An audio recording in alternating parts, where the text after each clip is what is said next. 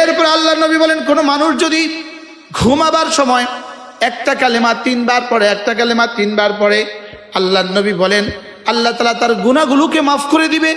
ওয়ালাউ কানা কা আদাদিল আক্তর, সারা পৃথিবীর শুরু দিন থেকে আজ পর্যন্ত, আজ থেকে পৃথিবীর শেষ দিন পর্যন্ত বৃষ্টির ফোঁটার সংখ্যা যত, এত সংখ্যক গুনাহ যদি হয় সব মাফ। 2 নাম্বার কাওরাকিল আশজার, সারা দুনিয়া যত গাছ আছে, যত পাতা ছিল, যত পাতা আছে, যত পাতা আসবে, সমস্ত পাতার সংখ্যা বরাবর যদি গুনাহ হয় মাফ। আও কাদাদে রামলিন আলিজ, মরুভূমির মধ্যে ধুলি বালি কণা বরাবর, সারা পৃথিবীতে যতগুলো বালি আছে বালু কণা বরাবর গুনাহ যদি হয় সব মাফ।